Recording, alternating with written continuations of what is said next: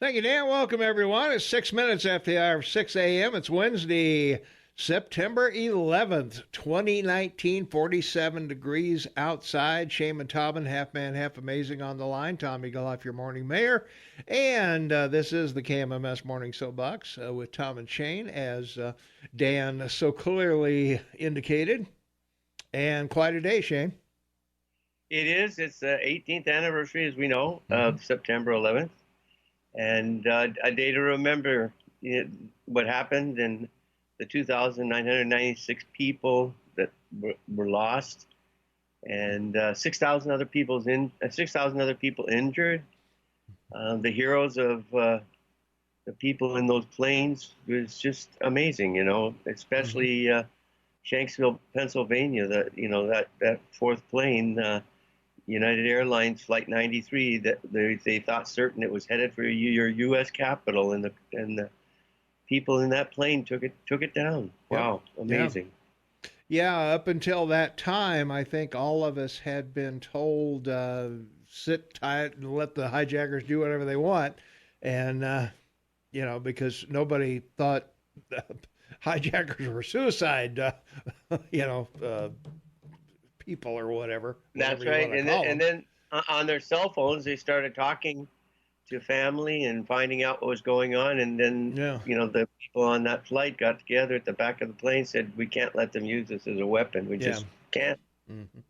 Yep. That was quite a sacrifice to rush and take the place over. And of course, it made some changes in our whole air travel. TSA goes through everything now, and the cockpit doors are reinforced and all that, so you can't get into the cabin without knowing codes or knowing how to get in or whatever. So, and bulletproof too. Yeah, that as well. So, I think people who were alive then, certainly. Our poll question of the day has to do with that. Where were you when 9/11 happened? Is our poll question of the day, and it's were you at work? Were you born yet? Were you were you in grade school, high school, college, retired, on vacation, at work?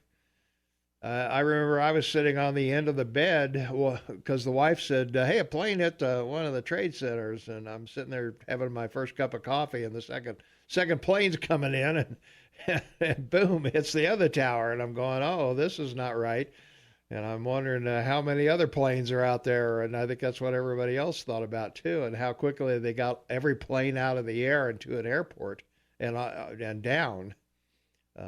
Over 10,000 planes. Commercial airlines. Yeah, because that time of the morning, everybody's taking off and going to parts unknown,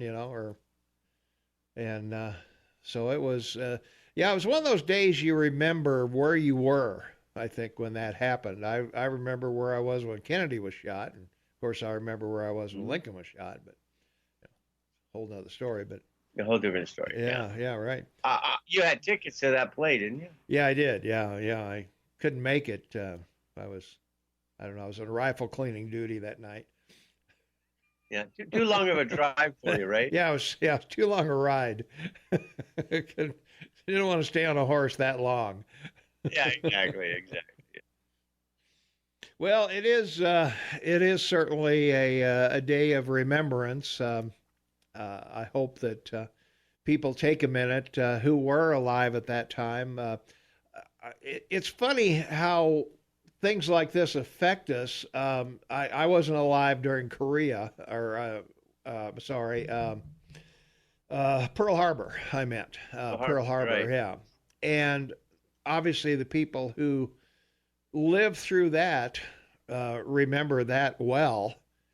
But and this was a similar incident that you had to live through it, I think, rather than read about it in a history book. You can't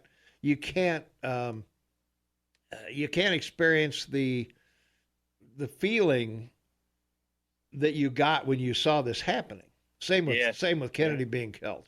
It's one of those things, you read about in history. Well, he was shot on this day, and here's who did it, and you can believe that if you want or not, or whatever. And there's, of course, a billion conspiracy theories on 9/11, and I'd rather not go into those today. I don't really care about this melted or that wouldn't melt or this was demolition or whatever. That's not why we're talking about this today. We're kind of remembering it. If you want to voice the conspiracy theories, then voice them to other people that will listen to you, because I don't think I want any calls on, well, that tower, they detonated that tower, that's for sure. You can see it all over the place. Well, I don't want to hear it.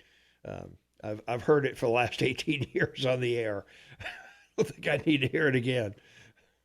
Yeah, and the amazing thing too, it was not just the two World Trade Center buildings themselves, which, by the way, by 9:30, 10 o'clock in the morning, you had 58,000 people in those two buildings, and on a normal work day. But also, the 7 World Trade Center tower was destroyed, which was right next door, or in between, basically. Yeah. So yes, the 7 World Trade Center tower. I mean, it was a smaller building. It was a complex of buildings and an incredible place to visit. Yeah. From our text line, 478-8298, speaking of 9/11, the Democrats have us hyper-focused on things like gun control, cows, straws, and the new Green Deal. Shouldn't we be a little more concerned about our enemies? How about hardening our grid to protect us from an EMP attack? An EMP would put us back in the 18th century in the blink of an eye, and we wouldn't have to wait 12 years. At that point, the only people talking about gun control will be speaking a language we don't understand, and the new Green Deal will just be a joke about American stupidity. Well, that's why that North Carolina election last night was so important, and we'll talk about that if we have time with 5 things you need to know. Yeah. But it was that was a pretty substantial win for last night for the Republican Party. Yeah. Yesterday, Shane, from our text line, Shane, I will correct myself. Jamaica and the Caymans are in the Caribbean Sea, so the demarcation runs from the western tip of Cuba to the tip of the Yucatan Peninsula. Florida, Alabama, Mississippi, Louisiana, Texas, and most of Mexico border the Gulf of Mexico. It would be awesome if it was the Caribbean, but unfortunately, it is the vast Gulf of Mexico. So you're vindicated, Shane, from yesterday's conversation on where the Caribbean begins or ends or whatever. Also, from yesterday, we talked about Park High being getting rid of their football team. And one of our texters remarked, Park High has been a soccer power for years, not a football school. So we hope the soccer will keep going. And so those are some of the ones from yesterday that came in either late or we couldn't get to them because we were talking with other folks. So, all right, we should probably do something about the weather, don't you think, Shane? It's one of those days. We have weather. I sure hope so. Almost every day, it seems we have some weather. I don't know. It's maybe one of these days that will stop, but we'll see. Well, let's take a phone call first, and then we'll do the weather. 522-TALK is the number, 522-8255. Caller, you are first on the Morning Soapbox with Tom and Shane. What's going on? Good morning, guys. This is Rock, and I don't know if a lot of people knew that on the morning of 9/11, FEMA was in Big Sky. They were having a conference. Oh, really? No, I didn't know that. Well, and that morning I walked into the firehouse. I was a firefighter down there, captain with Big Sky Fire, and walked in the firehouse, and it had just come on the TV. And the minute I saw it, our pagers went off, and we were all dispatched up to the mountain. I was up there on an engine along with law enforcement, and we were at the main entrance into the ski area there. Checking out everybody that was coming and going. They needed people up there working, food services and things like that. Mm-hmm. And most of us firefighters knew all the people in Big Sky. So that's where I spent the day, was up there doing security for FEMA. And then they they were actually thinking about setting up there because it was probably one of the last places that might get a terrorist attack. And yeah, I would say so. Yeah, but they just didn't have the power up there to run things that they needed. That was before they put that new trunk in down the canyon. Right. So anyway, that's that's my story. Well, that's about, an interesting. That's an interesting way to spend your day. Yes, it was indeed. And actually, about 8 months later, I got paid by the government. Well, good for you. for my Congratulations. for my day out there. Although I would have done it for nothing anyway because I was a volunteer firefighter anyway. Well, it's a good thing they got. It's a good thing they got the check to you in a timely manner. Yeah. Yeah. All right, guys. Hey, have a good day. All right. Thanks for the call. Thanks for listening. We appreciate it very much. We got to take a break here. Take care of the farmers, ranchers, and all the cab drivers and truck drivers and everybody that, took care of us during that time of 9/11. Trucks kept rolling and stuff kept getting to market. So that was a good thing. So, all right, we'll be right back with more right after Montana News and Ag. 23 minutes after the hour of 6 a.m. It's Wednesday, September 11th, 2019, the 18th anniversary of September 11, 2001, and 47 degrees outside. We're looking for a high of only 57 today, Shane. Wow. Not exactly good weather, but from our text line, 478-8298, is the app still under construction? Seems to me it still repeats and also cuts out several times during the show. Just wonder if it's on my device or do others notice this too? It is not only your device, it is all of our stations here. Moose cutting out, XL Country, KMMS, Spectrum. Can't seem to find what the heck is going on. So they've been here for a week and a half.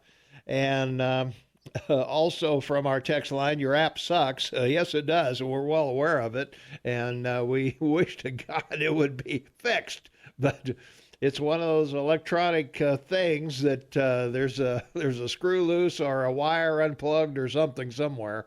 And nobody seems to be able to find it. So I think they were in here. I think they rewired the whole building again. Did they really? I think so. And I know they were out working on the poles outside. And so I apologize. I wish I had an answer for you. Every day we hope it'll work. I was listening to a little of Mark Levin last night, and it seemed to work okay. Maybe it works in the evening and not in the daytime, but boy, I don't know. It's very frustrating for us because, as we mentioned, sweeps is going to start tomorrow, and we certainly need our app to function properly so that the listeners can, hear the commercials and hear the shows and all that stuff. So we're very frustrated here with that. This, we went through the where we were ransomwared back in the summer, if you remember, the spring. We were off the air half the time, and couldn't seem to get anything to work properly, and then we finally got that thing fixed, and then this comes along. So, but we do apologize. I wish we had better news for you, but at this point in time, we don't. So, at any rate, Mike McCormick will join us at 7:00, and we'll be talking about the markets. Have been all over the place this week, but the recession talk is kind of dimmed down a little bit. We haven't heard too much about that. Apple came out with some new products the other day, and that's right. So did Microsoft. Yeah, and we've got the debate tomorrow night. The Democrat debate will be on TV tomorrow night, so we'll be forced to endure that because it's part of our job. So we'll have to report on what wacko things they're deciding to ban. Yeah, whoever's at the end of the stage tomorrow night on this debate's going to look like a hanging Chad. Yeah, they will. I don't know.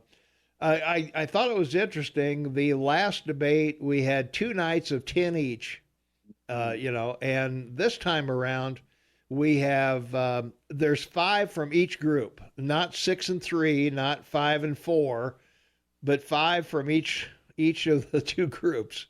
Right. So it's balanced out. So the DNC, the more they put this debacle together, they got rid of the what they call them, the delegates, the people that are committed before the election even starts. Oh, right. Yeah, whatever those delegates are. That Hillary had like 10,000 and Bernie had like 2. I mean, Bernie's winning elections right and left, or primaries right and left, and she's got all these the party delegates. They were called, yeah, she's got all these. They weren't elected. Yeah, she's got all these party delegates on her side that are appointed by the DNC, I guess. So they they did away with that, I believe. Yeah. Well, the members of Congress, the senators, and the members of the House. Yeah, are all in there somewhere. And governors are all delegates. Yeah, they're all in there somewhere. So anyway, but we'll see what happens. We'll have Bernie and all the front runners will be on the stage together this time around. Yes. So Bernie will be there, and Elizabeth Warren and Biden, all 3 will be there battling each other. And I think the rest of them are just window dressing because nobody else is close. Nobody else is even in double figures, I don't think. And so, that's funny. Someone running for president, you call them window dressing. Yeah, that's funny. God, that is funny. Well, that's kind of what they are. And then you got the guy from North Carolina that wants to run, or South Carolina, whatever. And the Coal King from California. Yeah, right. Yeah, I don't know. Well, we'll see. Oh, I want to see how Uncle or Vice President Biden does. I'm all excited for that. Well, it should be pretty exciting to see if he knows where he is. That would be a good start. If he knows he's on the stage and comprehends where he is. Well, it'll be interesting if he makes a mistake, if anyone goes after him for it. That's true. Yeah, that will be interesting. So.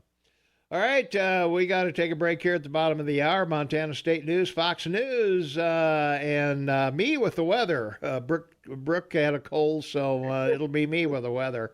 I don't know where she is this morning, but anyway, she's goofing off. So, all right, we'll be back with more, and we'll actually probably do the weather when we come back.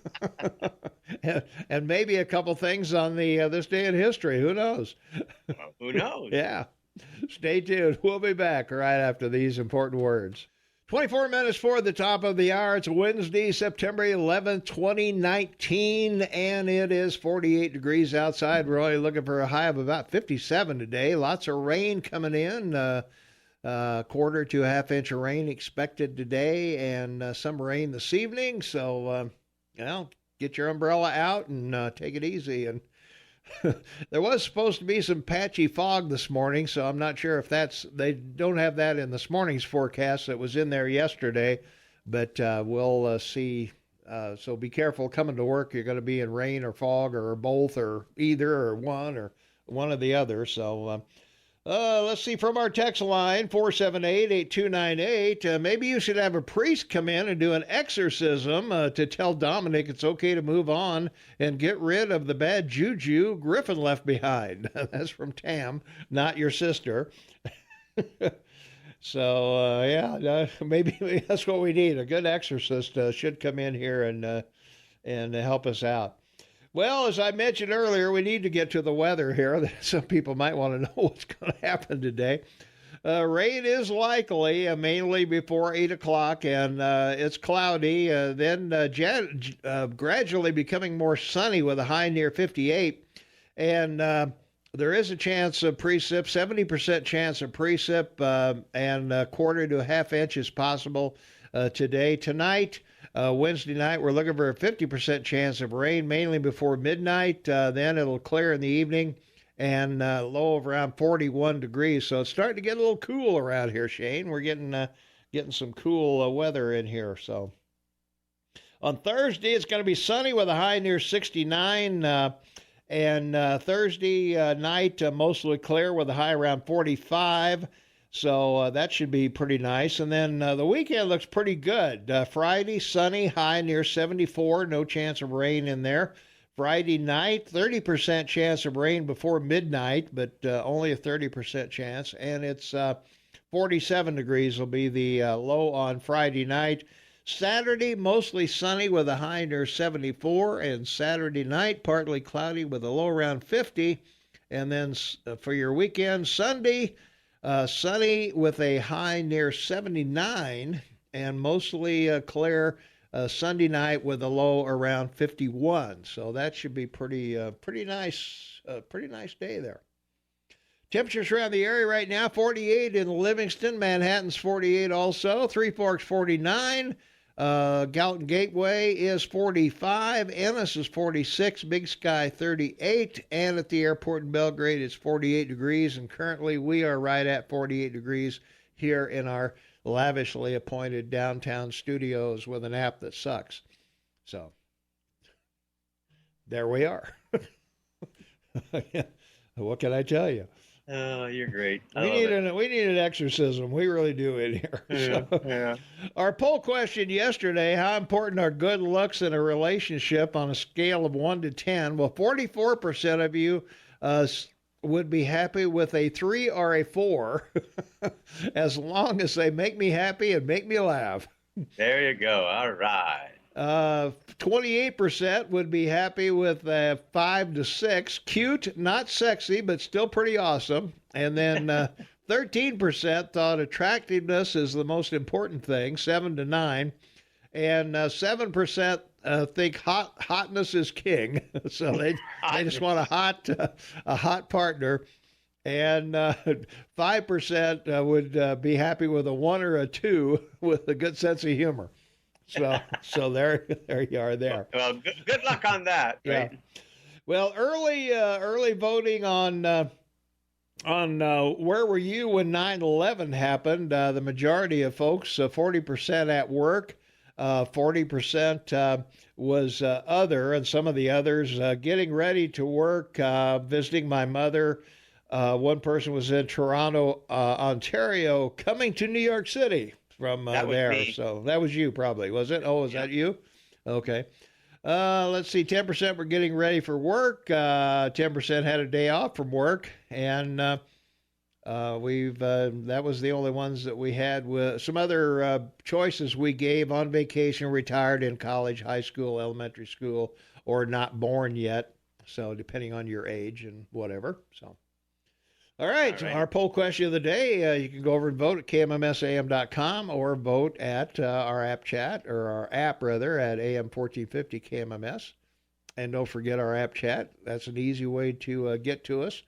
And I mentioned I was looking at or listening to Mark Levin last night, and I'm looking at my phone, and down on the bottom, it's got 5 little, what do you call them, little emojis or little... little things there. One of them's a phone, and if you hit that, if you hit the phone thing, it says, "Do you really want to call 522 Talk?" And then you can. So right directly from listening online. Right next to it's the app chat, and you can either send a general message that goes to all of our stations, or you can hit the little arrow at the top of the screen and send directly to Tom and Shane. Wow. So those are your 2 choices, either a general message that goes to all the app chats, XL Country and KISS and Moose and everybody else, or you can, and we'll get it too, of course. But, like a restaurant menu. It's like a restaurant menu, yeah. So yeah, service. those 2 things you can do right there without ever going, you don't have to go over to the phone thing and do our text line or anything like that. You can do it directly from your phone. There you are. It's as easy as that. All right. We got to take another break. We'll be right back right after this. 14 minutes for the top of the hour, Wednesday, September 11th, the 18th anniversary of September 11, 2001.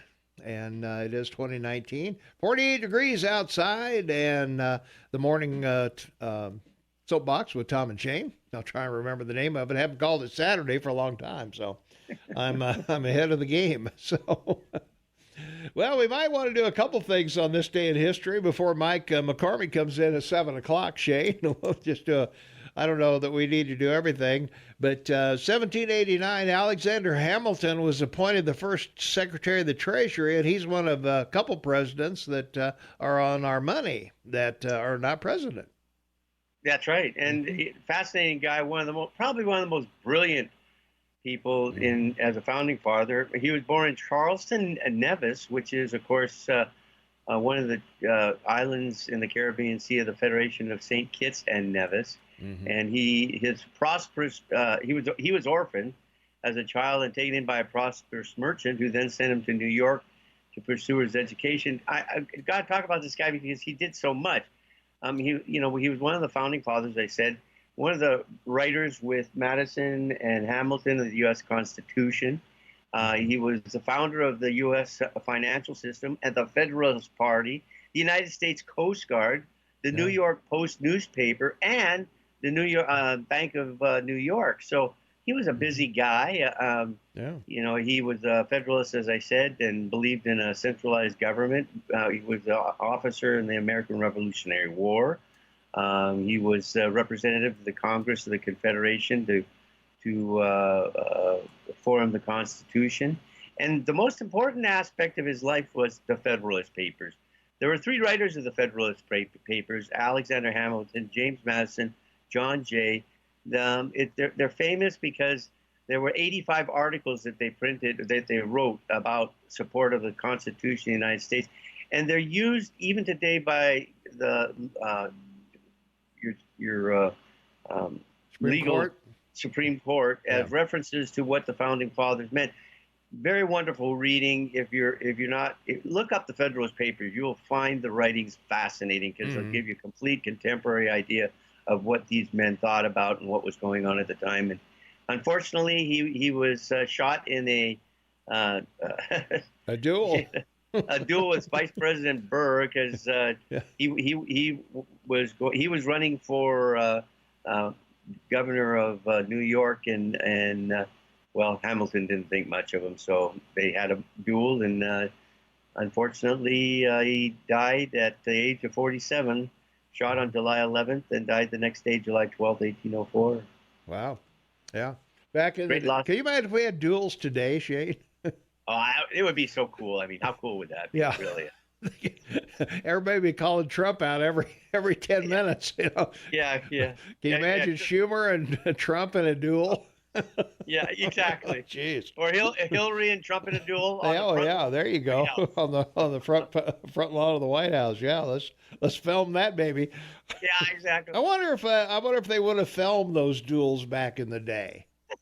If they had the TV like we have today, would they have? Of course they would have. Do you think they would have filmed those? Yeah. Okay. The ratings would have been terrific. All right, they have their pistols. Hamilton has chosen the Mark IV Hitchcock model, and Burr has the Colt 220. There they are, back to back, their top hats barely touching. That's right, and the reason that they took such few paces, it was 20, was because the variation of the firing of the guns was not straight. Yeah, it wasn't very accurate. They were only like 20 yards apart from each other when they fired. Oh, it's probably less than that. Probably 20, more like 20. Well, I don't know. If they took 20 steps, 3 feet, they'd be about 60 feet apart. So yeah, that'd be about right. Okay. 1814. The only reason I mentioned the 1814, we took a little trip. An American fleet scored a decisive victory over the British in the Battle of Lake Champlain during the War of 1812. Why are they on these lakes? Why on the? What do they do? They sit there on the shore and say, "We've got to build some boats so we can fight on this lake." Well, what's wrong with fighting on the shore? Canada and the British. I don't know, man. That's just, I don't know. That's pretty That's war. Yeah. That's just war. All right. We got to take another quick break. We'll be right back with more. We got to talk about Charles Lindbergh's anti-Semitism when we come back. So hang on. Stay tuned for that. 6 minutes after the hour. It's a Wednesday, September 11th, 2019. Or 6 minutes till the top of the hour, I guess I should say, huh, Shane? Yeah, I don't know what time it is. It's morning. I'm awake barely. So, well, let's see. 1941, Charles A. Lindbergh sparked charges of anti-Semitism with a speech in which he blamed the British, the Jewish, and the Roosevelt administration for trying to draw the United States into World War II. Yeah, Lindbergh didn't think we should be in there. It wasn't our fight. That's right. It wasn't your fight, and that's why it's sort of interesting. Obviously, today he would never have been picked to fly that plane across the Atlantic, right? Yeah, right. But well, anyway, yeah. What can you say? I mean, he's just one of those people that you look at and you just wonder, wow, how can this be, right? Like, it's amazing that he has the importance of success as a result of a plane he flew, and then uses that to express his own personal opinions, which at the time were acceptable, but today, he'd be gone in a second. Yeah, I would say so. From our text line, 478-8298, on this day in history, an early snowstorm brought 7.5 inches of snow to Helena. Wow. So, got that going for you. Let's see. The Beatles, 1962, recorded their first single, Love Me Do, and P.S. I Love You at EMI Studios in London. Hey, how about that? Huh? And the rest is history. Yeah. Now, the snowstorm was in 1949. Let's see. What else we got going on? 1985, Pete Rose of the Cincinnati Reds recorded his 4,192nd hit, breaking Ty Cobb's career record. Which means nothing because they threw him out because he gambled. He's gambling, yeah. He's not in the Hall of Fame. Certainly should be. I don't know. But, well, I guess you do the crime, you do the time, huh? Well, doping's okay, but not having fun. Yeah, right. Yeah, not. And he didn't bet on honor against his own team, I don't believe. He bet on never other teams. Once, not once. Yeah, exactly. Yeah. Well, in 1998, Congress released Ken Starr's report, which offered graphic details of President Bill Clinton's alleged sexual misconduct and leveled accusations of perjury and obstruction of justice. Ooh. Wow, way too much information. Yeah. Blue dress or not, it was just not honorable at all, right? Not very, and he's still loved today. So there you are. It doesn't matter what you do or say. It's it's whether or not we like you or not, or forgive you, I should say. Let's see. 2002 Football Hall of Famer Johnny Unitas died at the age of 69. Great quarterback of that era, the 50s and 60s. And in 2009, Michael Jordan, arguably the best player ever, was enshrined in the Basketball Hall of Fame. Yeah. As he should have. Should be. And birthdays on this date, Fernando Marcos. And we all remember Mrs. Marcos, Imelda, who had all the shoes. Shoe collection. Yeah, she had like 1,000 pairs of shoes, I think, or something like that. That's right. She was, she was the first one to say, let him eat shoes. O. Henry was born on this date as well. The American short story writer died at the age of 47. And a couple other people, D.H. Lawrence, another author, born on this date, born on 9/11, and died at the age of 44.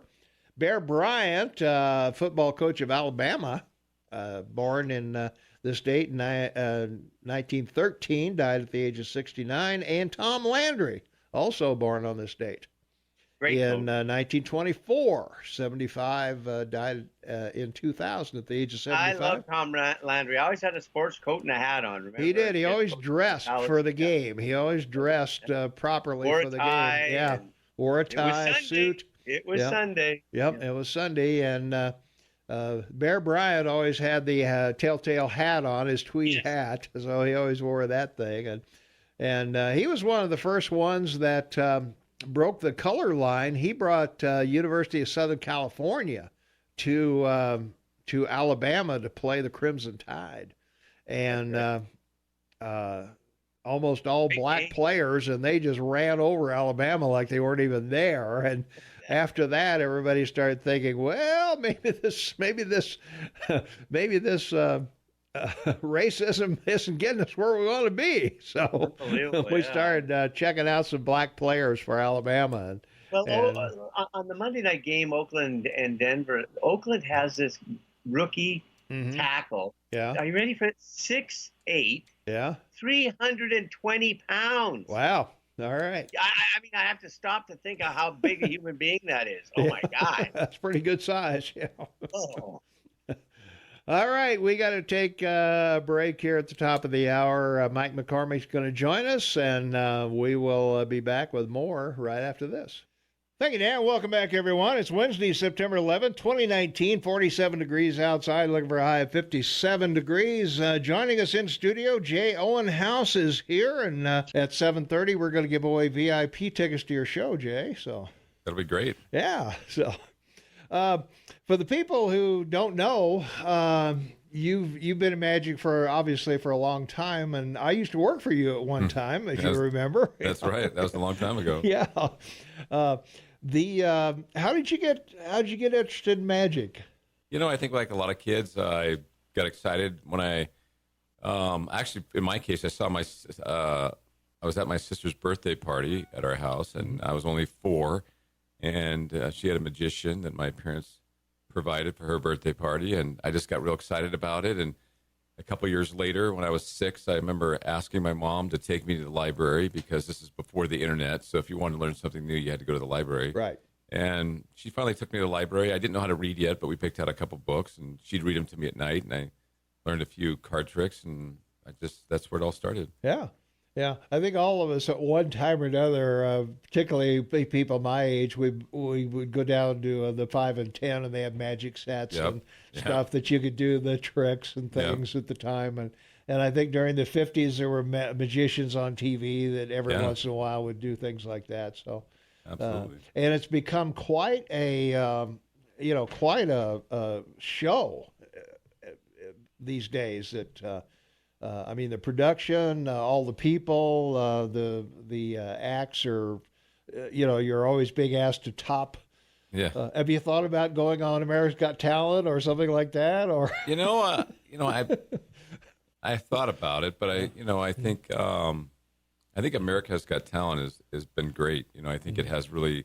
Well, they seem to have musicians every year, and they've done pretty well. They've gone up. I know there's been a couple of them that have won over the years. Yeah, and it definitely has raised, I think, people's awareness and interest in magic as an art form, and it's been good for the performers too. So yeah. Well, let's talk about your show. You're going to be at Brick Breeden Fieldhouse on September 14th, 7 o'clock.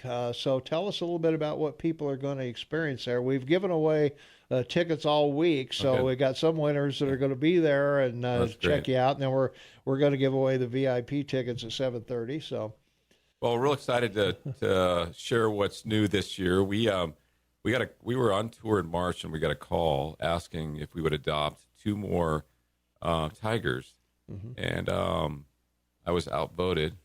So by other family members, no. We were all excited about it, and but it's a huge responsibility. Anytime you expand your family like that. But we said yes, and one of them happened to be a Snow White tiger.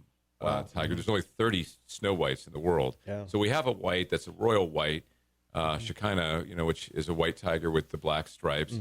But a Snow White has no stripes, and so we took her, and we took the other standard orange tiger. They're both females. When we adopted them, usually when we get our tigers, they're about 14 weeks old. They live in our house with us. Yeah. We kind of raise them, getting to know each other from an early age. But these 2 happen to be older. So one was at the time 7 months. One was a little older than that. And I mean, they were already, well over 100 pounds. So we took them in, and we knew we had to get to know each other quickly. So we kind of did this immersion thing where they lived in our house with us for 6 months, and we spent 24/7 together, and now they're out at the sanctuary, but they're great. We love them, and they're going to be in the show. Yeah, this you've year. got a facility out in Belgrade, I think, Yeah. with a nice pool for them and all that. And, Yeah, we kind of keep the location secret. Right, but, yeah. But yeah, you're right. Only a select few know where it is, right? Yeah. So that's good. Yeah. But yeah, is there are there legalities to owning exotic animals like that? You got to jump through some hoops, I would absolutely. think. Yeah. That you can't just have a tiger in your house and Right. or a wild animal. So we're licensed by the USDA Fish and Wildlife, and we do we have veterinary inspections every 30 days when we travel throughout the country. We have to get of course permits in every city and state that we go into. So it's a big it's a big process, but we feel it's worth it to share them with our audiences because we just travel with them on the weekends, and that way they get at least 20 days in their sanctuary every month, and they still like to go. And once in a while we might get someone that asks, why we make them perform, but we really don't make them perform. They do it because they like it, and it's part of being part of our family. I was going to say it's part of what you do. I mean, it's like if you teach a dog to sit up or heel or whatever, they enjoy pleasing you and doing that for you and for their own enjoyment because they get to interact with you. And I think that's what you do rather than they're in a cage and they're just looked at. And I think people somehow, some people I think that you have to use coercion or discipline to train them. And in our case, we never have. I mean, it's always been affectionate training. It's all about trust and respect and love. And they do the show because they like it and they get rewarded for it, and they love. Probably the biggest thing people don't understand about tigers is actually they really do well in a human environment. They like socialization. They really like to be loved on, I guess you could say. Yeah. So. Yeah, they're purring and all the stuff. Chuffing. Yeah, yes, regular cats do, I guess. But, right. I want to know who trims the toenails. Yeah, who trims the toenails? Hey, how's it going? That's actually not an easy thing to do because, their claws, when they extrude them, they're about 2 inches long. So you got to file them down, I guess, probably. Just take a lopper and cut them off, huh?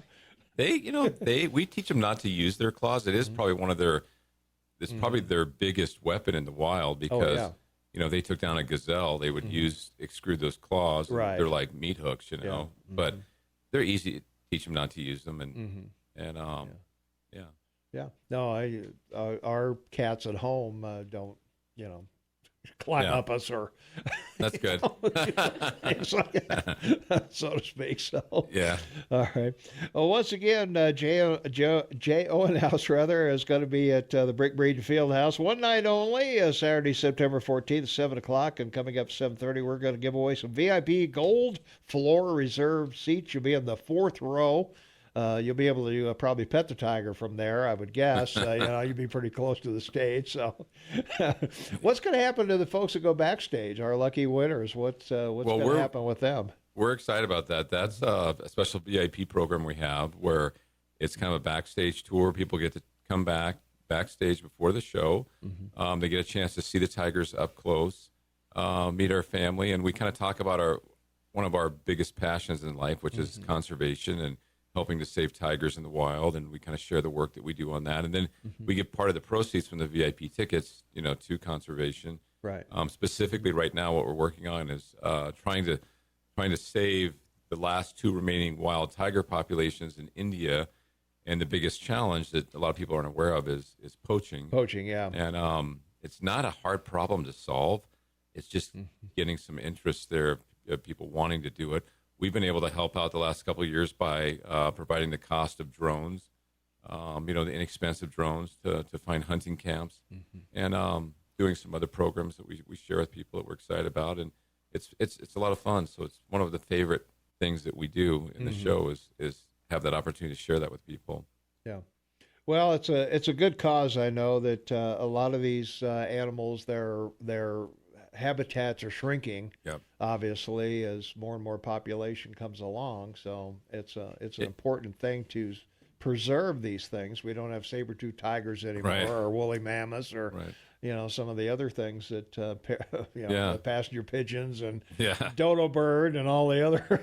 Well, a lot of people don't know is that there was over 100,000 tigers in 1900. Wow. Today, there's less than 3,600, I think. Wow. So most experts believe they will be extinct sooner than later. Mm-hmm.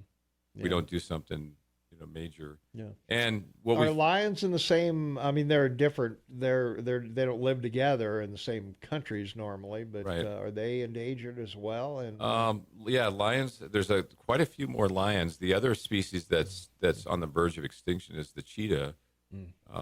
Their populations have dropped dramatically. But the tough thing about cheetahs is they don't breed well. in in captivity. Yeah, and no one really understands why that is. I mean, even in San Diego, they've done a lot of work to try to increase the population through this in San Diego, but it's been tough. Yeah, well, cheetahs never win, that was an old one, huh? Well, we want to thank you. We want to thank you very much for coming in and spending some time with us here. And we're going to give away tickets at 7:30. And I know you're heading over to XL Country to talk to those guys.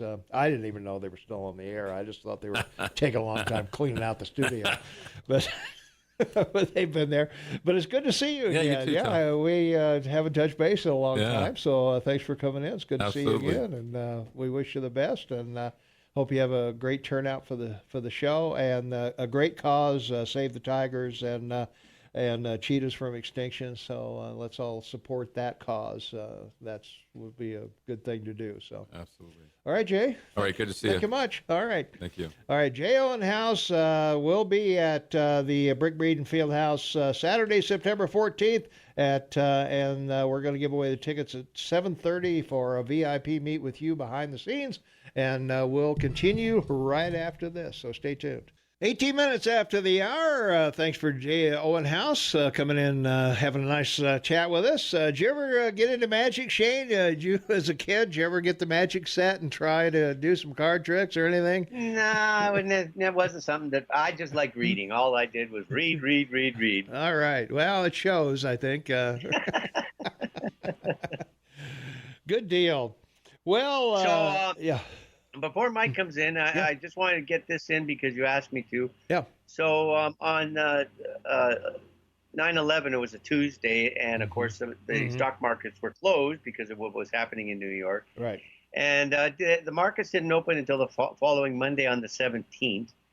During that period of time, the Federal Reserve cut interest rates for the 8th time that year, and the Security Exchange Commission met and waived the right for companies to buy their own stock shares because they were limited to 3% on any given day.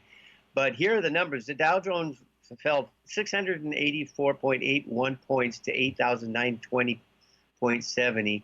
And that surpassed the 617 drop in April 2000 after, Bush became president. Right. The NASDAQ fell 115 or 6.8% to 1579.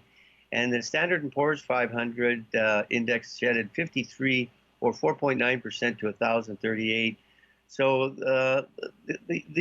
these were the lowest closes since the autumn of 1998, and the declining stocks on the New York Stock Exchange was 5-1, and it was a rallying day. Over 2.5 billion shares traded that day, so it was a big day. Nasdaq losers were 4-1, and it traded 2.2 billion shares. So the U.S. dollar didn't tumble. Europe markets were stabilized by the 17th, and U.S. Treasury securities fell after the rally. And as I said, the U.S. dollar finished unchanged against the euro and the yen. So, of course, the biggest hit were airlines. Just real quick, the two, of course, American Airlines was down $11.70 to $18. And Delta was down $16 to $20, and U.S. Airways was down $6 to $5.57. Wow! So there's your overview of the results of 9/11 on the 17th of September, Monday. Yeah, those were. Yeah, it was quite a day because nobody knew if this was the only attack or if there were more planned, if there were more That's right. planes in the air that were going to go someplace. So they grounded all aircraft, of course, immediately or as quickly as they could. And even in Canada, you did the same thing. I think in Canada, you grounded aircraft up there as well, I think. Well, that's right. As I said, I was in Toronto, and it was we sat in my hotel room. There were four of us in my suite, and we were in the Hilton overlooking the airport actually, and we watched all afternoon as planes landed, and it was like a giant parking lot. We watched over 100 planes land in Toronto because of they closed the skies, and yeah, it was amazing to see. It was quite a deal. I was supposed to be in New York the next day and flying in on 9/11. We were going to catch a 9 o'clock flight on 9/11 from Toronto to LaGuardia. So yeah, it was quite a story for me. Didn't go. Well, I was supposed to. I had a speaking thing in Hartford, Connecticut on the 16th, and they canceled that, and we didn't do it again until March. But it was funny. We were flying into Hartford in a storm, and we tried to land twice and overshot the airport. So they diverted us to Boston. The skies didn't open until Friday. So anyway, we're devoted going to Boston. We're still in a storm. Anyway, the plane slams down on the runway in Boston, and somebody in the back says, "Oh, this is much better." Than crashing in Hartford, and we had to spend the night in the baggage handling area with a giant guy with grenades on him and an automatic rifle guarding us. But we're sleeping on the thing where your baggage comes out. Exactly. And they haul a bus over for us to get us over to Hartford in time to for the convention and everything. So I pretty much did my speaking thing in the afternoon with no sleep at all. I hit the bed right after that. Man, I don't think I woke up till it was time to catch the plane back home. But that was quite an experience back then. Yeah, it was it was a week and a couple of months. But kind of it was a fun time, huh? Yeah, it was. It's hard to think about. I lost friends in that situation in the towers. I knew some people from Canton Fitzgerald, which was the largest bond trader in the world. 25% of the daily bonds of the U.S. government were traded by them. And I had a friend at the CIBC that was in one of the towers. It's a pretty harsh thing, and all of our prayers are out to all those people that are still trying to survive the cleanup. And as you know, what happened this year, they just extended the benefits to those people. So it's still happening. And I can't believe it took Jon Stewart to go down there and belittle the Congress for not extending these benefits. Come on, what are you thinking, guys? I mean, geez, this should be a no-brainer vote. I mean, it should be unanimous on both houses to take care of these people. Jeez. I mean, nobody knew what they were getting into down there with all the dust and the chemicals and all of the stuff and burning and everything. I mean, it's a miracle, that more didn't acquire cancer or other diseases, during that time. Yeah, I happened to visit New York later that year and, stayed downtown and walked down to where they were cleaning up, and the devastation was just unbelievable. Yeah, it really was. Yeah, it was quite a. Yeah, it was. Everybody was looking at the satellite, pictures from above, on Google and YouTube and wherever. So it was quite a. It lasted for a long time. The cleanup, took a year or more, I think. 2 years, at least a year. But they went at it 7 by 24 hours a day. And they were hauling steel out of there and reusing it or remelting it or whatever they could salvage from the place. America's amazing, Tom. It's just amazing. It is. pretty remarkable. And then putting up the Freedom Tower and all of that, went up pretty quickly. Indeed, all things yes. considered. So it was quite a time to live through. And as I say, when you live through something like that, it makes more of an impact on your life than reading about it, like Pearl Harbor. That's right. Didn't have an impact on me other than I, have seen the pictures and, read all about it. And that's the thing. I mean, Pearl Harbor was, in the Hawaiian Islands, 5,000 miles away. Yeah. But I mean, this was in the heart of the biggest city in your country, and every day, everybody could smell it. Yeah. Everybody knew it was there. It was just amazing. Yeah. Let's take a phone call. 522-TALK is the number. Caller, you on the Morning Soapbox with Tom and Shane. What's up? Yeah, I got a question. Sure. Were the Bin Laden family on their private jet, were they forbidden to fly out on that day? I don't No, know. they all left. And it wasn't a Bin Laden family, but a large number of Saudis left the country. Yeah. And then whatever happened to the large number of calls that were bought on the stock market for American Airlines that day? Did you say calls? Yes, calls. Oh, most of that was bought by companies. The companies, as I said, the Securities and Exchange Commission allowed companies to buy their own stock. And what most of them did, because that's the best way to defend your stock, is to buy calls on your own stock. Mm-hmm. So, that was it was the companies themselves buying their own calls on their own stocks. And what hit the Pentagon? We don't know. I don't really care what hit the Pentagon. I really don't. You don't? I don't. No. It was a plane. It was a plane. Yeah. Plane at the Pentagon. I know there's all kinds of stories about the buildings being detonated and missiles hitting the Pentagon, but we're not going there today. We've gone there for the past 18 years. Okay. So, all right. Hey, thanks for the call. All right. All right. Mike McCormick is in the house.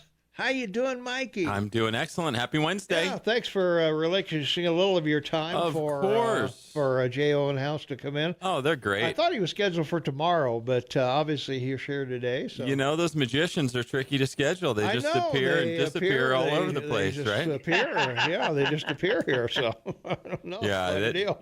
Great local talent. Nice to hear him on the air. All right. Well, I've got to give away 2 VIP tickets to Jay Owenhouse at 7 o'clock on this coming Saturday night, 14th. And these are VIP tickets. You'll get a 45-minute backstage before the show to pet the tiger or get yourself sawn in half or whatever Jay wants to do with you. So get your dialing figures ready. I'll take the third caller for VIP down front tickets to Jay Owenhouse this Friday or this Saturday. The number is 522-TALK. It's 522-8255, believe it or not. It's the same number. It's the winning phone number. I knew. That's right. Just prompting teamwork here. Even if you're east of the Rockies, it's 522-8255. We'll be right back. The aforementioned Mike McCormick is in studio. Shane Montalban on the line from Vancouver, and Tom Eagle, your morning mayor. And welcome, Mike. Thanks for giving up a little time to Jay Owenhouse this morning. I thought he was going to be in tomorrow because you were in today, but he was here. So magic. No, absolutely. Yeah. Great community radio station. Love community players. No big deal. Office is down the street. That's right. Yeah. All right. Everybody fell out of their chairs. Nobody was there when I showed up. So there you go.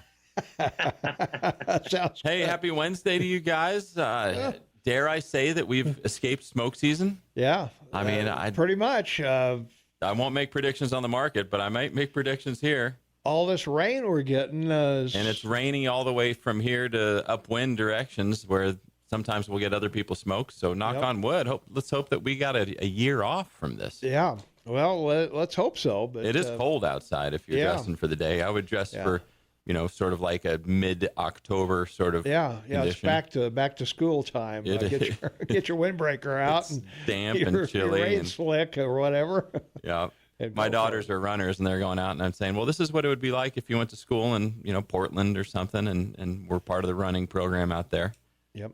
Just get wet. It's not, it's not for the faint of heart out there. Wear your layers. Yeah. Well, I mean, we are sort of. Well, they got snow in Helena, or Ennis yesterday. Oh, no kidding. Yeah, they got some snow. I mean, I imagine the tops of the peaks, if we ever get a chance to see them, are going to be all white. They're going to be white again. So. Yeah, it'd be gorgeous. Yeah, let's hope for a really nice fall out there. Yeah, markets are setting up for, you know what? Mm-hmm.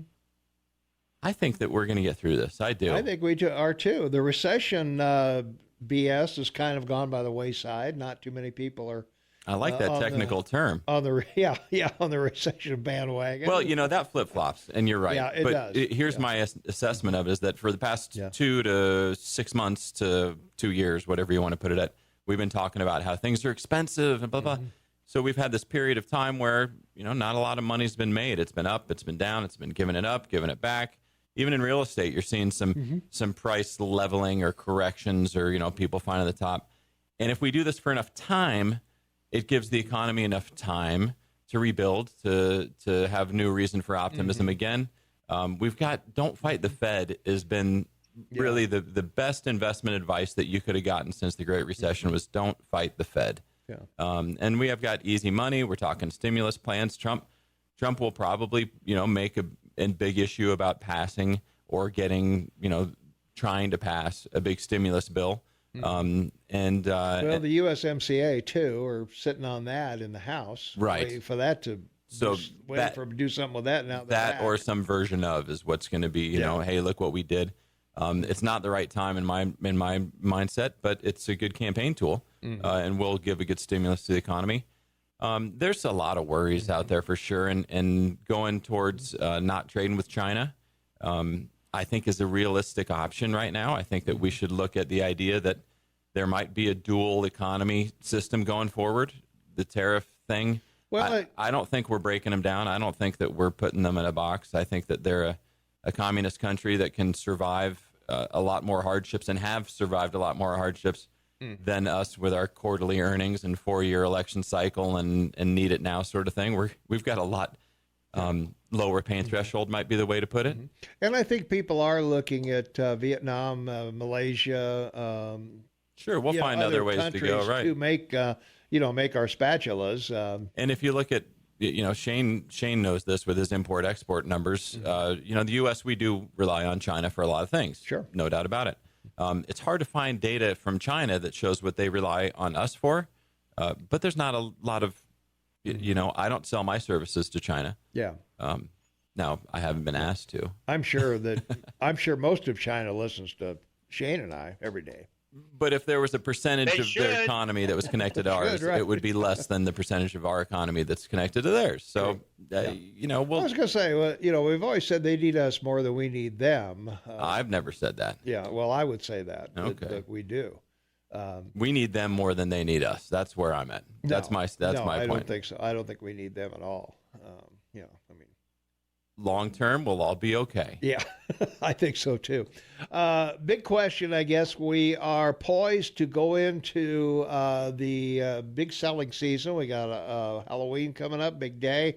Thanksgiving coming up, big day. Christmas coming up, big day. New Year's, big day. Look at your candy stocks now. You're saying? Well, I'm saying, is the Fed going to give us a coal in our stocking, or are they going to give us a candy bar? A candy bar, right? Yeah. So we do have a lot of spending coming up. It's always good for the economy, and the euphemism I give is that yes, every year when I grew up, my dad would say, "Oh, kids, it's going to be lean. It's going to be tough Christmas." But look what happened we'll see reports. Look what happened last Christmas, though. Santa Claus will come.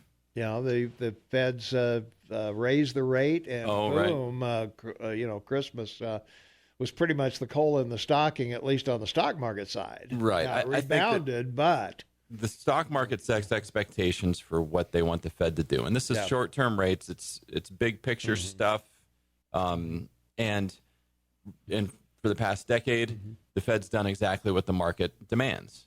At some point, the Fed's going to say, we're autonomous, and we think that you're actually fine, and that you're just crying wolf and whining. Well, that's the point. So that's the downside risk that I see. I think probably they're going to lower a quarter point. I don't think it needs a double lower, a whole half point. But is that necessary?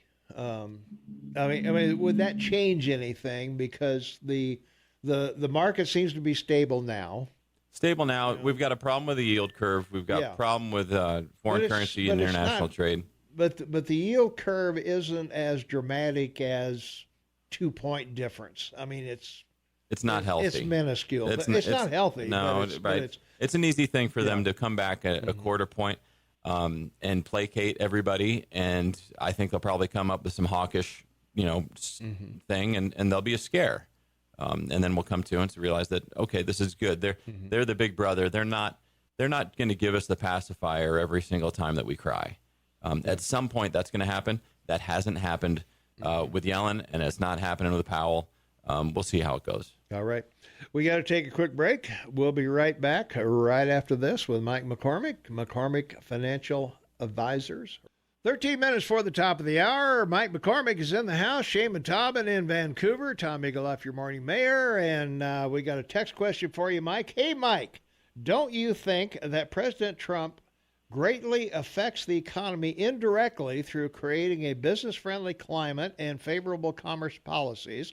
For example, renegotiation of NAFTA, even Trump's tariffs, will create long-term benefits for U.S. businesses. Trump addressing difficult issues that were totally ignored by his predecessors like Obama. What do you think? The president indirectly everything? Generally, yeah. So there's two things that I'm really in favor of Trump doing. One is regarding China, clamping down on intellectual property theft, IP theft. They're flying our planes that they made with our plans, right? With our missiles on their plane. That was a mistake. And what happened? Well, our contractors, dropped the ball. They dropped the ball. Good old U.S. small business people weren't. They were asleep at the wheel, and we got robbed. We need that to stop, without a doubt. Deregulation is the other thing that he accomplished. And some people think that this was at the detriment to the environment or at the detriment to public safety or the detriment to blah, blah, blah. People want to help people. So deregulation does help small business owners. It helps people get things done. And those two things have created growth that I think, if we can stop the intellectual property and keep our own inventions ourselves, and if we can have, the expression I says is there's already good laws on the books for all this stuff. The good laws are do the right thing, don't steal money. We just need to enforce them properly and have clarity about them. If anybody's ever gone through a complicated process of renewing a passport when you've been an immigrant or, any sort of government procedures, it can be really frustrating. So any sort of simplicity to bring that together is going to be efficient. Big picture presidents, there's been a lot of studies about Republican or Democrat and things like that. And maybe it's because these mutual fund companies don't want to alienate anybody, or the analysts that are pushing their product don't want to alienate anybody. But I've yet to see a reliable one that says that, America is here today because of this one particular president or this one particular thing. And if we switch parties, it's going to go down. There's a lot of studies from both sides that say, what's great about the US of A is we can survive. We can do it. And if China closes off business opportunities, there's going to be losers on that, and there's going to be winners in other areas. Change provides opportunity. But in the short term, it's always a bit painful. I mean, think about your own personal life. If you need to find a new job, if you need to train something, again, yes, the big picture, change is good. Maybe you weren't in the right job. Maybe you weren't making your own potential. Maybe the living situation wasn't ideal. But, boy, in the short term, sure hopes that you have some cash on hand and can weather the storm, because change is hard. Yeah. Question for Mike from our text line. Are tariffs hurting our economy, and is the growing public debt a danger, especially when the economy has a downturn? So first question first, are tariffs hurting the economy? My newsletter just came out, and it showed that we are seeing impacts in numbers, real numbers, markers, whatever you want to call them, of the tariffs. It also shows that we're seeing offsetting trade with other countries that you mentioned, right, that are not making up for that difference, but it's happening. So yes, I think that you can argue that the tariffs are not helping our economy right now. And it might be that ultimately we shouldn't be doing business with China, and this is a good change that we're making now when we're healthy. I mean, Trump made this move because our economy is in a position to negotiate in a position to take a couple lumps if we need some. Yeah, we're still 6,000 or 7,000 points above where we were when he Holy was cow, elected. right? So, Right. I mean, it's been rocky. It's been scary, but you get paid for risk is the gist on that. yeah. What was part 2 on that question, Tom? Part 2 is the growing public debt a danger, Oh, yeah, especially right. when the economy's in a downturn? You know, it's not until it is, right? Yeah. If your FICO score is whatever and you can still go get a loan, that's okay. But if you can't get a loan, all of a sudden one day, that's a problem. And that's really what we're talking about with our debt is, do we still have the credit? And so far, all the way through this, we have. I know when Obama was president, our rating went down. Yeah. Did it come back up It did. from there? Okay. It did. I thought Our it S&P probably did. rating, and that was sort of a quiet thing, right? Yeah, Like that we got boosted back up again. Yeah, it but these wasn't are the big same news. rating agencies that rated all these collateralized debt mortgages as super safe when they weren't. So, Right, yeah. you know, it's like an appraiser. Yeah. Well, as I say, the debt's only a danger if you can't manage the debt. And right now, we're at a very comfortable. I mean, we can certainly pay the interest on the debt with no. And that's in part thanks to really low interest rates Exactly. and Yeah. a good economy. So the comment, you know, about when things go bad, will the debt be a problem is the gist. And, But even- and we don't know. We don't know where the limit of the U.S.'s credit card is. Well, I was going to say, if you go back to 2008 or 9 when it went to 6,900, you know, the market went to 6,900, which was way before 9/11 even.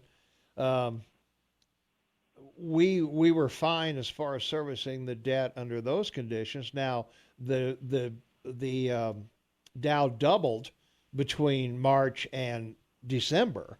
There's so many Yeah, it went interplaying back things, up. right? I mean, So, and so the hard part to get your head around is when things get scary. For example, when our debt was downgraded under Obama, when the S&P and Moody's and down said U.S. is our credit. Yeah. You know, we're on a watch, right? We dipped below 740 FICO score or whatever, Right, if there something was like one, that, right? Yeah. Well, you know what happened? People got scared and they bought U.S. Treasuries. Yeah. And came back. So we won't know that that's a problem until it's a problem. Right now, with the way things are in Europe and China and everything, there's not a lot of people concerned about it. It's interesting because it can be an election hot topic. I don't think we're going to hear much about it this year, this cycle. Right. We got to take a quick break. We'll come right back with Mike McCormick right after this. All right, we got about 2.5 minutes left in this segment, Mike. We got another question. National debt now exceeds GDP. What happens in the next recession? Well, we'll do the same thing we've done in every recession. We'll borrow money and keep going. Well, right, and so the government collects tax revenue to fund its stuff. Sure. And so it's big picture things. But yes, in the past recessions, we've been able to meet our obligations. The concern would be if we're not getting tax receipts that are sufficient to pay our obligations, then we would need to go deeper, then the deficit gets bigger, right? You got to borrow money to pay the money that you borrowed, blah, blah, blah. Again, it's just not going to be an issue until it is. Yeah. And it might be if we were dealing with other countries that were scared, we're not. So I don't want to be flippant about this, but it probably won't be an issue for us, at least in the near term. Big picture economists think about these things and study things. And yes, if rates go up, the cost of servicing that debt could be more. Things are working out well for us so far. Time is the ultimate cure on all this stuff. Someday, it would be nice if we paid it off and got back. And really, if the economy is this good, it would be good to be doing that now. But we have Trump's tax cut that's reducing our taxable revenue. So yeah. Well, in the 1940s, our debt was 120% of GDP. We didn't pay it off. We just outgrew it. That's what I'm saying, that's right? What I'm saying, yeah. And so that's the trickle-down economics. That's that's the cure Republican for strategy. It's the cure for all this stuff. Is just Instead outgrow the debt and keep it manageable, just like keep the money in the hands of the people. Yeah. They'll make more money. They'll pay more taxes. It'll work out. That's the fundamental theory on that. Well, I'm going to always have debt. I'm going to have a phone bill. I'm going to have a water bill. I'm going to have an electric bill. Oh, I disagree with that. I mean, you're going to you pay your house off. Yeah. Before you retire is a nice thing. Doesn't always make math sense. And I've heard we could go on about this one. Maybe we'll save this one for next year. What's the right amount of debt to have? What's good debt? What's bad debt? Are you in debt? Sure, you should have some. I mean, they'll penalize you to get a loan if you don't have some kind of a revolving loan of some kind or a house loan. So, Who is they? Well, yeah, them. That's Shane. Hey, this Shane is will the best pull on classic you. rock talk show around, Tom. I want to give kudos to your DJ work. It's always nice coming on. Thanks so much for the great questions, guys. All right, yeah. All right, we'll see you next week, and Shane and I will be back with open lines and 5 things you need to know, and we'll talk more about 7-Eleven, or 7-Eleven, 9/11. I love that We shop. may talk about 7-Eleven, too. I don't know. Slurpees. We'll be right back. Thank you, Dan. 6 minutes after the hour of 8 o'clock. It's Wednesday, September 11, 2019, 47 degrees outside. We're only looking for a high of around 57 degrees, Shane. Wow. Going to be cool. Yeah, it's Going to be a nice cool day today. And we should probably talk about a couple local things that are going on. Homeowners will pay a little more taxes than expected to pay for repairs to the Bogart Pavilion and increase wages for the city's lowest paid employees. The City Commission approved 187 total mill levies with a 3-2 vote on Monday that will collect more than $23.5 million in property taxes for the 2020 budget year. So there's going to be a serious sticker shock in October when people start getting their property tax bills, I'm telling you. That's once again, it's that time of year, right? all right. That's 224,507 more than estimated in Bozeman's approved budget. So they're going to get an extra couple $100,000 from you. Now that we received our certified values, some things have changed, Finance Chairman Kirsten Donald said as she presented the numbers to the commission. The median property value in Bozeman jumped from $292,000 last year to $345,000, according to data from the Montana Department of Revenue. That's an increase of 21%. So get ready, folks. Get the checkbook out because October is coming and hunting season. You may be hunting for commissioners instead of deer and whitetail and whatever else is out there. So this could be a fun time for you as you head into the Christmas season with no money. And you got to thank the commissioners because it always gives us something to talk about. That's it. Well, let's see. With a median priced home, $904 up from $895. Doesn't sound like a lot, but hey, what's another pizza? What's another latte when you're having fun in the last best place on earth, Bozeman, Montana? Huh? I mean, come on. Let's call this for what it's worth. Exactly. Yeah. From our text line, 478-8298, are those increases in taxes countywide or just for Bozeman? Well, right now they're just for Bozeman as far as the taxes on, or the increase in pay for the city employees would just be for the city. The property taxes, I'm not sure. You're going to get your property tax thing from the Department of Revenue, so I would assume it's everywhere. Yeah, that's right. So Exactly. should be. So yeah, you're gonna hear about it from. So, Well, if it isn't everywhere, they're going to make sure it is. I was gonna say. Well, let's see. Let's go down the list of what you have to pay for. You got a new high school. You got to pay for that. Got a new public safety center. Got to pay for that. We've got the $200 park fee that'll be on the ballot. So if you vote in, you got to pay for that. We're going to pay for the pavilion and a raise in pay for city employees. So what's the downside here? Other than we're all strapped for what we make and what we put out, I guess is. But man, they Jeff mentioned the other day the pavilion collapsed.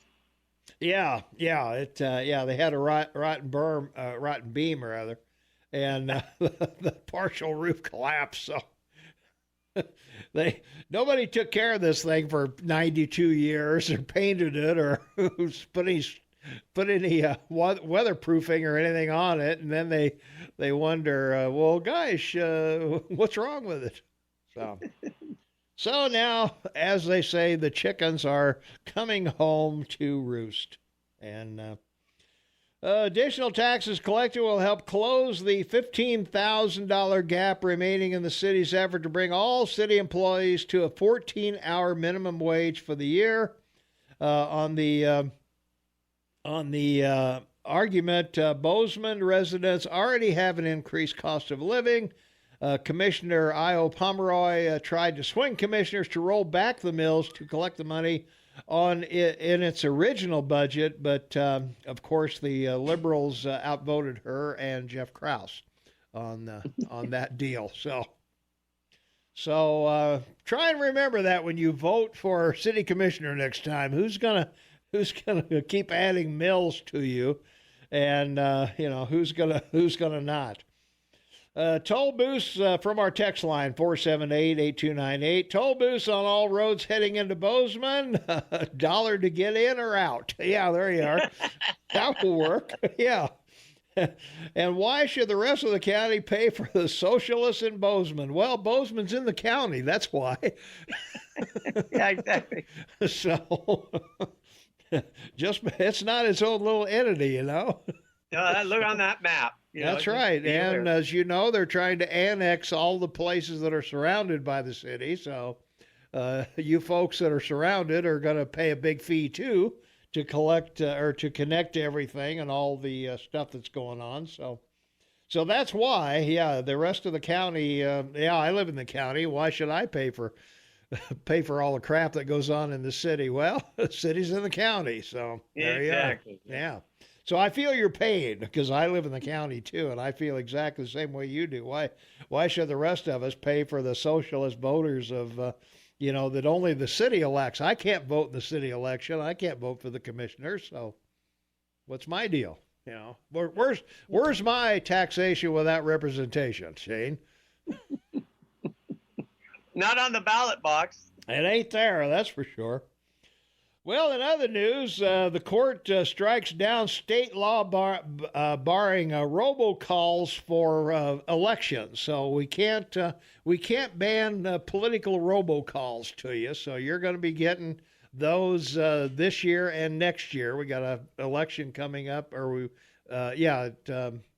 year in November, and then of course the big one in 2020 is coming up. So you're going to be looking at a couple of years of robocalls in there, but a 3-judge panel of say it with me, the 9th U.S. Circuit Court of Appeals, who always rule against everything, ruled that Montana's law prohibiting political robocalls, recorded phone messages that advocate for a candidate or seek information for a political campaign, is a violation of the First Amendment's free speech protection.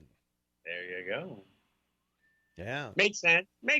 So we can stop scams and all of that, but no thanks. Let's see. From our text line, 478-8298, isn't a boom economy the best time to increase taxes, balance budget, and pay off the debt? Well, why? Yeah, that's called Keynesian economics. Yeah, I was going to say, tax your way out of existence. So, no, it's not. It's the best time to lower taxes and put more money into the economy if it's a good economy. More Trump lies. Bolton accuses Trump of lying about his ouster. In a text to Fox News, host Brian Kilmeade, Bolton insisted that he resigned. John Bolton just texted me. Kilmeade says live on Fox News, where Bolton is a former contributor. He said, let it be clear, I resigned. Can we ban Russians from interfering? Well, if you read my blog on that, the big question I have about Russian interference, Shane, maybe you can answer this for me. That everybody thinks the Russians interfered using social media, right? They bought Facebook ads, all this stuff to support Trump. Correct me if I'm wrong. Isn't every social media platform run by an off-the-charts liberal, wacko, leftist, communist, socialist, dictator type whatever? Absolutely. Isn't that, are you telling me they just, I didn't notice these 1,000 ads for Trump? and your intelligence services told your President Obama in 2014 this was going to happen, and he didn't do anything about it. So Yeah, there you go. there you are. Yeah.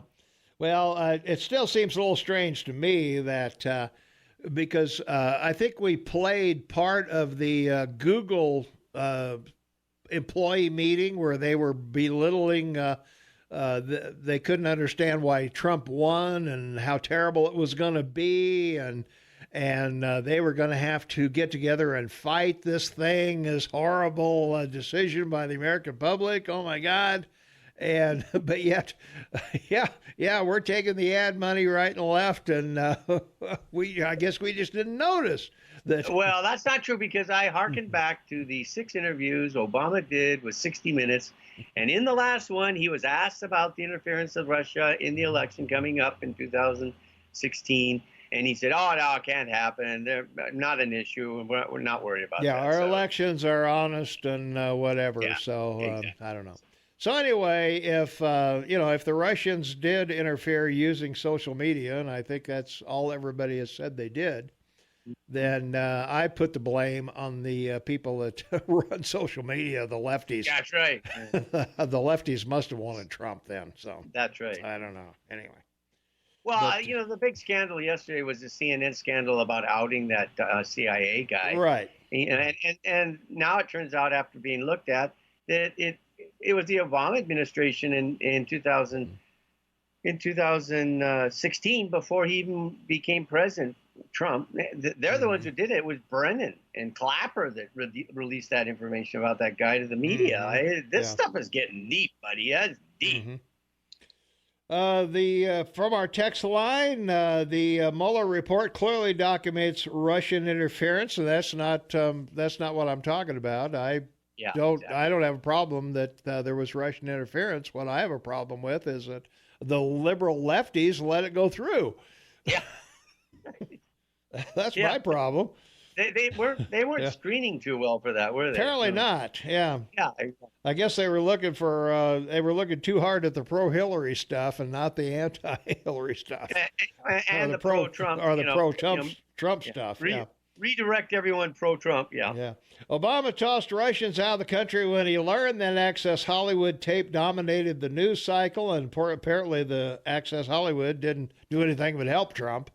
So I don't know. Because the week afterwards, the Democrats overreached. Instead of 1 or 2 women coming forward, they had 11. Yeah, Russia created memes and fake accounts to spread anti-Hillary propaganda, which I guess just went right past all the liberal watchdogs at Facebook and Google and every place else. So let's see. What about those women going to say when they lose their reproductive health care if the left wins? That's what happened in Nazi Germany. Oh my gosh! So, really, someone sent that to you? Yeah. If the left wins, reproductive health care is going to be a thing of the past. So that's what happened. That's what happened in Nazi Germany. So, really?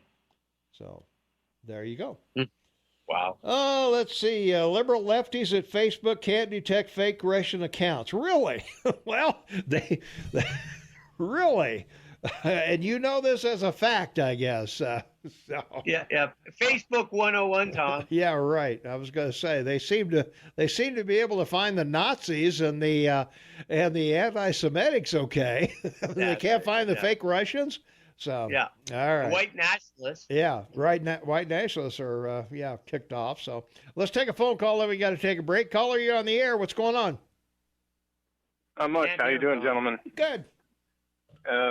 So I think my point of view about the Russian interference is that I think that each side would have thought of it as being a political issue depending on who won, which is probably why Obama was saying, "Oh no, our elections are fine," because he expected it to go in Hillary's favor. Yeah. And I probably, 3 years in, I'd probably still be crying foul that the Russians interfered and got Hillary elected. Mm-hmm. But I don't think that was the Russians' goal in it. I think the Russians' goal is exactly what we're buying into, which is just to create a deep distrust in the institution of the election in the first place. Mm-hmm. I would agree with that. I think they just wanted to disrupt. I don't think they had any. I don't think they really cared who it was, because they're only there for 4 years for another election. So it's not like they're there for life. They want to create havoc in our system, which they're doing, which then is difficult to say, well, all the liberals at social media should have caught this. Yeah. That then starts to say to them, okay, so then now you better catch it next time. Well, that's exactly what they think they're doing. They think that they are going to help to not get Trump elected. Right. And by us saying, well, it's your fault in the first place, then that empowers them to think that they should be doing this stuff. They should become platforms, not publishers, so that we can all have complete freedom. And if some Russian is going to get involved, then we should be a public who understands that these idiots are doing that, and we shouldn't be so stupid as to give into it. Mm-hmm. Yeah, I'd agree. Yeah. Hey, thanks for the call. Right. Thanks, Appreciate guys. it. Yeah, thank you. All right, we got to take a quick break. We'll be right back. 24 minutes after the hour. It's Wednesday, September 11th, 2019. 48 degrees outside. Shaman Tobin on the line. Tom Eagleoff, your morning mayor. And from our app chat line, Shane, we're talking about when we were talking about dueling earlier in the program. Yeah. you guys failed math. If each person takes 20 paces at 2 feet times 2, it's 80 feet. So we'd be 80 feet apart. So, all right. Well, we're our math at this time of day. I don't know. Anyway. Oh, wait. So that's 15 yards each takes. So when you turn and look at each other, you're 60 yards away. Well, if you take 20 paces at the average step is like 3 feet. So right. So each one would take 60 feet, right? Well, yeah. So that's 120 feet. Yeah. Yeah. Okay. Yeah. Or 60 yards. Or 60 yards. Oh, no, not 60. No, not 60. I don't know. I don't care. Too early to figure that out. How would, from our text line, 478-8298, how would Facebook know a fake Russian account from a hardcore Republican? Well, they would shut both of them down, probably. Both create and spread anti-Hillary, and this text could be fake. And how would you know the difference? Well, because you have to put your phone number in. Well, the thing I find fascinating about this is that it was Mr. Pascal of the Republican Trump campaign that was responsible for all of his social networking. And I believe they talked about something like 20 million ads they did for him. And so if anybody wants to know what kind of involvement the Russians had in the election, they should have talked to Pascal. This guy's brilliant. He could have probably told them. Yeah, could have. Yeah, you look at this stuff and you go, really? Yeah. Let's see. Seriously, read Mueller's report. Don't depend on others to read it for you. The Russians worked very hard to elect Trump.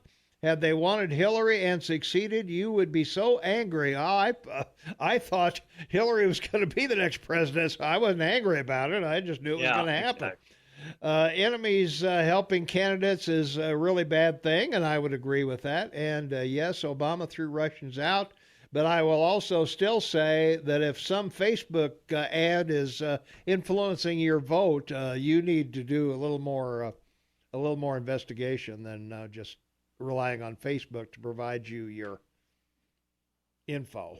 Well, if what's coming is true, Brennan, Clapper, and Comey, something tells me now. I just get this feeling. With what this whole thing ended up being, the Russians have to be sitting back going, we didn't do anything, and look what it caused them in the first 2.5 years. I know, everybody's going nuts, but... exactly. Yeah. Well, let me read my blog from September 9th of this year, and I will put that up for you. With the first 2020 presidential primaries just 4 months away, many voters are concerned that Russian interference on social media could happen again. In order to counter these fears, a September 4th meeting with Homeland Security, the FBI, Office of the Director of National Intelligence, Twitter, Google, and Microsoft was held at the Menlo Park, California offices of Facebook. Some of the tactics used in the 2020 election were phishing, making an illegitimate site look legitimate to gain personal information, hacking attempts on candidates and political parties, digital attacks, and advertising purchased by bogus companies to deceive social media followers. The main goal of the group will be to put systems and improvements in place to identify and prevent foreign entities from attacking both candidates and parties by posting false information that might influence voters. While the goals of these folks are very noble, we have to remember that virtually all of them are very liberal in their political beliefs. Just how aggressive are they going to be in their sifting out of bogus information? And even more important, who's going to be the watchdog of these groups to ensure fairness in their postings? Are we sending the fox to guard the hen house? What do you think? Brilliant thing that you wrote there, and the key is foreign involvement, not just Russian. What about the Chinese? What about the Chinese? Indians? Sure. Venezuela. I mean, everybody. It's not everybody's doing it. Give me a break. There you are.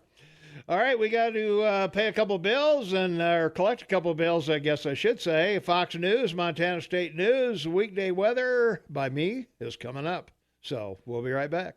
24 minutes before the top of the hour. It's Wednesday, September 11th, 2019. 48 degrees outside. Shane Taubman, half man, half amazing on the line. And, I got a long diatribe here from the text line on the Mueller report talking about all of the ads and everything that was put up. And the thing that, I'm sorry, Russian interference isn't going to turn Pennsylvania, it's not going to turn Michigan, it's not going to turn Wisconsin. That was Trump.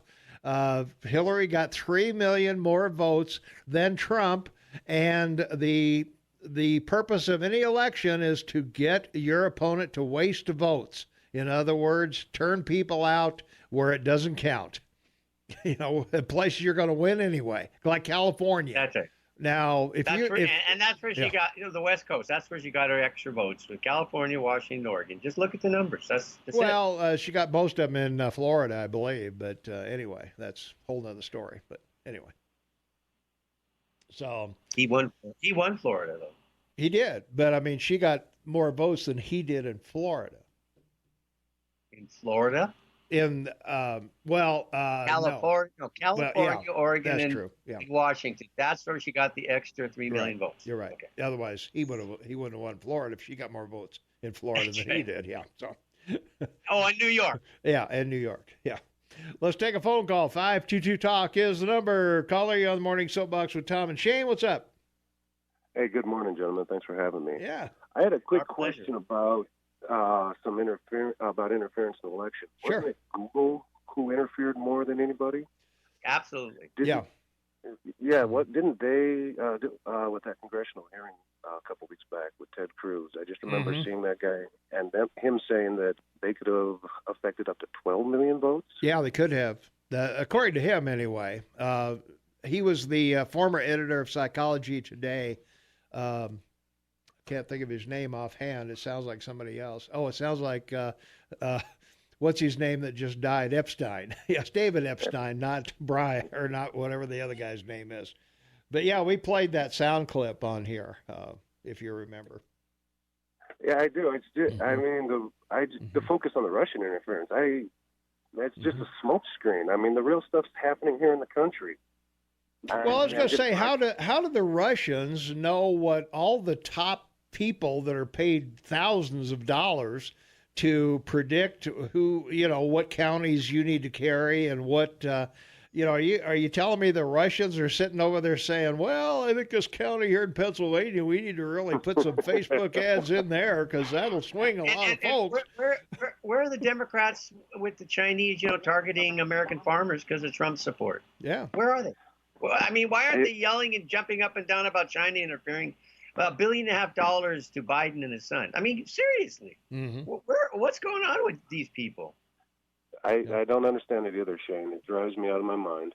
I know it doesn't. I mean, I'm a Canadian. I know how bad the situation we are in this election here, and the situation our prime minister's in because of what he did with Lavelle in Quebec, which we've talked about. And the election here is very tight. It's about 3-point difference with the Conservative Party leading, but there's 5 parties, so I mean, it's either going to be a minority Conservative government here in a couple of weeks, or it's going to be a majority Conservative government. But yeah, I don't. It's very strange. Yeah. All right, gentlemen. Thanks for your time. All right. Hey, thanks for the call. Thanks for listening. We appreciate it very much. You bet. Have a good one. All right. Take care. We got to take another quick break. We'll be right back after. Because, I know you want to hear about ZipRecruiter and Northwest Ford dealers and the Go Mint again. I mean, yes, you want to hear about the Mint. They're sponsors. We want to hear. We want to hear from these guys. Hey, I hope their checks are in the mail. We'll be right back right after this. 16 minutes for the top of the hour. Wednesday, September 11th, 2019, the 18th anniversary of 2001 attack on the World Trade Centers in New York City. 49 degrees outside. Caller on the line. Caller, you're on the Morning Soapbox with Tom and Shane. What's up? Hey, this is Kevin. Kevin. Hey, didn't Obama make this Muslim Appreciation Day? Yeah. What are you talking about, 9/11, remembering? Anyways, so I was talking with Shane, and so California was won by Hillary by 3 million votes. Yeah. Yes. I think here's my theory. I think actually Donald Trump won California because 3 million votes is not that many, and there are many, many, many more illegals in California than 3 million who have driver's licenses and can vote. So I bet you more than 3 million illegals voted for Hillary Clinton, which tipped it. They say this number 12 million illegals are in our country, and they've been saying that for 40 years. I know. So we've got hundreds of thousands pouring over the border every year, and then they're having children who are having children. Yeah. The actual number they say is probably like 50 million, and if the American people actually knew that, it would be crazy. So if California has the majority of them, which they do, let's say that's 20 million. And you don't think 3 million of them could have voted for Hillary Clinton, especially when they have that driver, registration thing, and then they claim that, illegals need driver's licenses so they can go to work, which, okay, that's on one hand, you could say that's true, but now they can vote. And you're saying that you don't think 3 million, at least 3 million could have voted for Hillary. So I think Trump actually won California if you took away the illegal votes. Okay. There you go. There we go. And that's why I think he's also going to win in the landslide in 2020. All right, you guys. All right. Thanks for the call, Kevin. Let's see, from our text line, 478-8298, Mueller didn't even write the report as evidenced by his testimony. He was pretty clueless in his testimony as to what was in it, but that's for sure. So, but, okay, let's assume for the sake of argument, I don't think there's any doubt the Russians interfered in the election, and whether they interfered for Trump or whether to disrupt the election, to make us lose confidence in our election process, which I think is the real reason. There's all kinds of things on the internet to influence us to do all kinds of things. But the thing about Mueller is he didn't even know the background of the lawyers that were on his staff. So something has to tell you that Comey or somebody was telling them who to hire and which guys to pick. He didn't even know that they had worked for, the Clintons' foundation. I mean, not a very good situation. Yeah. Very sad. Very sad. From our text line, 478-8298, Trump outworked Hillary in key states. And I would think that's probably true because I know they took Pennsylvania for granted. They took Wisconsin for granted. They took Ohio for granted even. Well, and the amazing thing, he had his own plane, right? We all know about it, the 757 that he flew around. Yeah. Well, let's not forget that the Clintons had their own 737, that they had leased to fly around the country in glory. Yeah. So they could have gone anywhere, too. It's not like he didn't have the ability to get there, right? I know. We saw the videos of her tripping and falling going into her plane. She spent $100 million on that plane for the year to fly around of the 1.2 billion she spent. Yeah. From our text line, the People's Initiative to Limit Property Taxation, also called Proposition 13, was placed on the ballot in California when property taxes were almost 3% of market value. Are we going to wait for a similar initiative when we reach 5%? Gianforte needs to strongly back this type of initiative if he has any hopes of getting elected. No more mealy-mouthed politicians, from Steve-O. So since you brought that up, we just need to mention last night that Dan Bishop won, even though it was, he won by 3 or 4 points. But the point is he still did. The difficulty was the suburb vote, and they didn't get quite the numbers from women in the suburbs they hoped, but they did win, 50.6% to 48.8%. If this is a reckoning, which everyone was saying, the key to the importance of this election were was it like 13 or 14 million dollars flooded into that campaign for the Democrat. Like that's that's like Beto's run for the Senate, right? Like $80 million. So wow. I don't think money's going to help the Democrats next year. Well, it may not. I don't know, but I guess we'll find out. We're going to have a debate tomorrow night. The Democrat debate. Yeah, that's right. It's going to be exciting. Is tomorrow night, so it should be a fun deal, and we'll see how that what wacko things they come up with. I guess tomorrow. Let's take a phone call. 522 Talk is the number. Call you on the air. What's going on? What's going on? I don't know. There he is. Good morning, Peter. That's right. Good. Yeah. Kevin's correct. Okay. All 4 of us are. Yeah, go ahead, Pete. Well, I can hear the other guy talking. Oh, okay. I'm sorry. We've got 2 of you on the line at the same time. This is great. apologize. All right. I'll be brief. Yeah, go ahead, Pete. No, then we'll take the other caller. Well, like you said, I think Kevin's correct. I think Trump won the popular vote and the Electoral College. But what that's just counting the illegals. You got to factor in the dead and the pets that vote. Well, yeah, that's true. Then yeah, they just fit in there with Judicial Watch. Just he's finally got California to take the dead people and the people who haven't for 3 years or whatever off their rolls. And I don't know if that's going to happen, but yeah, I agree with Kevin. I don't think that Hillary won anything other than. All righty, and the other gentleman that's on. Oh, he's gone. Okay, all right. Well, if he can get back in there, yeah. Okay. That's all I got, and I don't see the Dems going anywhere. I mean, I don't know what they think. In fact, I do know they don't think. Well, they're so out of touch, and it's pathetic. Well, you can watch tomorrow night and see how out of touch they are. Well, you know what? I want to hear one question. I want to hear one question tomorrow night. Yeah. I want to hear them all being asked if they've shot a gun. Yeah.